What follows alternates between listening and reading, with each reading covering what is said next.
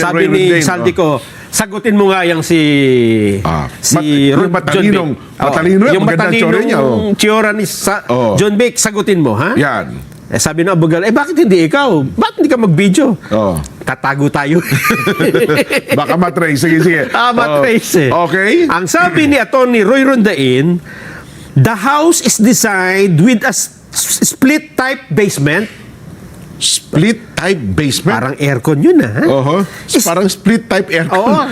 Strictly for vehicles. Pang mga sasakyan. This is necessary not because Representative Ko has unaccounted for cash. Ito daw po'y kailangan, hindi dahil sa si Congressman ako, ay maraming salapi, maraming cash. But because the village's rules allow only a limited build area in relation to the total lot area. Kundi dahil ang village ay mayroong alituntunin na pinapayagan lamang ang limitadong taas sa nabanggit na lugar. Yun. Kapag ganito lang kaliit ang area mo, dapat ganyan ka lang. Ang alam ko hanggang 2 palapag lang ang pwede dyan sa Forbes eh. Eto pa.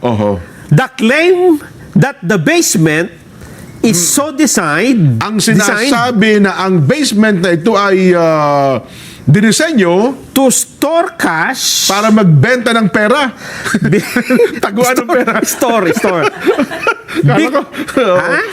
Taguan ng store pera. cash because fire moves upward. Dahil ang apoy ay pataas. Is pure speculation.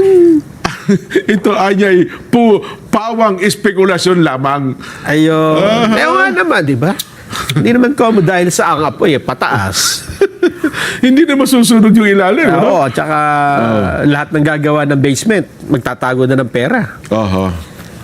Ang alam ko, pag magaling panlaban niya sa basement, sa mga tsunami, yung sa twister, sa Hawaii. Sa hangin. Sa Hawaii, sa ibang lugar, talagang requirements nila yan eh. Saka sa mga bomb shelter. Yan, bomb shelter. Taguan talaga nila yan eh. Ayan po ang sagutan nilang dalawa. Ayun.